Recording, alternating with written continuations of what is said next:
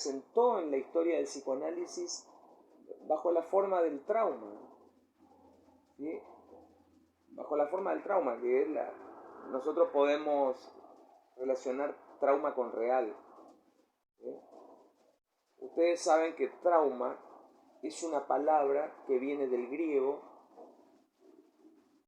y que quiere decir trastorno causado por una herida. Eso es la definición.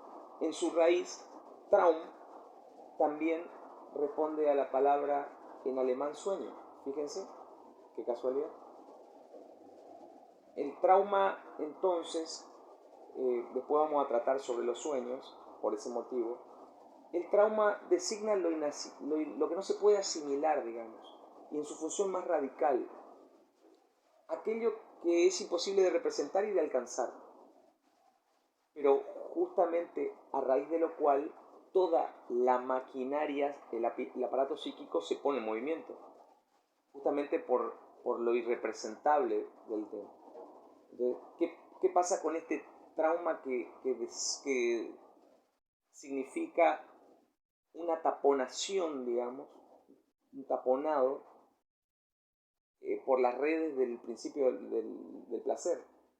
Digamos que acá es el que rige, mientras que el principio de realidad no es lo real.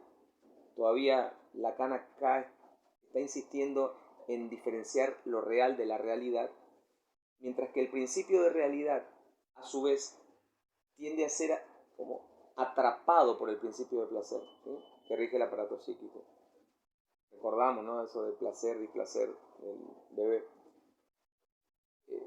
Por eso, de lo real solo tenemos como efímeros encuentros, ¿sí? Nos dice Lacan, efímeros. Y de algunos de esos encuentros es como que aparecen estos sueños testigos, ¿no? Por eso vamos a hablar sobre el sueño también y vamos a vincularlo con lo traumático. Podríamos vincularlo con el síntoma, pero lo vamos a entrar por el lado de los sueños. Sobre todo aquellos sueños que se nos presentan como en un estado de realidad tan vívidos, que nos ha pasado muchas veces, que soñamos y son tan vívidos que nos interpelan de alguna manera, nos tocan, nos impactan como corporalmente, como esos sueños que nos producen angustia, ¿no? Cuando no son pesadillas, por supuesto, no despertamos repentinamente. Estos sueños nos interpelan, nos tocan en la fibra más íntima, estos sueños vívidos, porque tienen una elaboración muy escasa. Al tener poca elaboración, esa figuración hace que el sueño sea difícil de acceder a unos puntos de representaciones que cuando al despertar nosotros podamos recrearlos.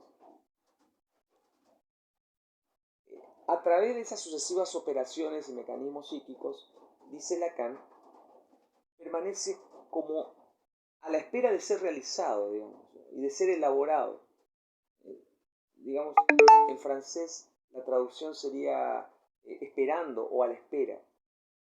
Él también juega con su frase, la palabra, que es en relación a, yo lo digo en inglés, pero tendría que ser en francés, es la palabra, digamos, el sufrimiento, ¿no?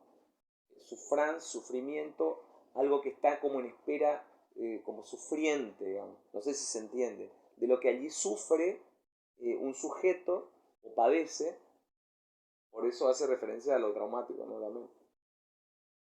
Para ir al ejemplo de un caso prototípico freudiano, él, Lacan, muy pocas veces en realidad toma como referencias o como referentes alguna vivencia personal. Lacan nos habla de un sueño propio que tuvo él y nos muestra cómo es que funciona este proceso psíquico. Él va a decir entonces, haciendo la referencia a ese sueño, que fue como despertado por unos golpes en la puerta de su habitación, cuando estaba durmiendo, pero que entraron en el sueño y formaron parte del mismo. O sea, eso que ocurría en la realidad se metió en su sueño y formó parte de esa trama. Y después fue despertado, digamos, que en realidad venía de la puerta real, digamos, del suceso, ¿no? Donde él estaba durmiendo. Y fíjense que dice que al despertar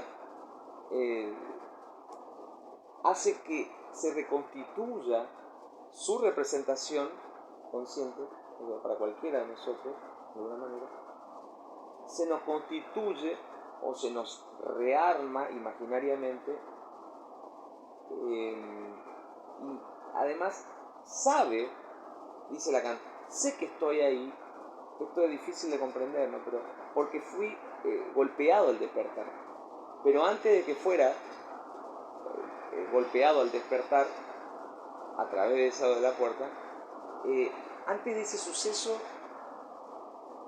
esto que, bueno, parece como una especie de fabulación o construcción poética, incluso filosófica, es como opera la realidad psíquica, ¿no? Cómo operan los sueños. Dice Lacan, ¿dónde estaba yo en ese momento? No estaba. Inclusive Freud va a decir, los pensamientos inconscientes son pensamientos que se piensan a sí mismos, ¿sí? No hay un yo presente que piense. Cuando me despierto es recién cuando reconstituyo el suceso y lo hago consciente.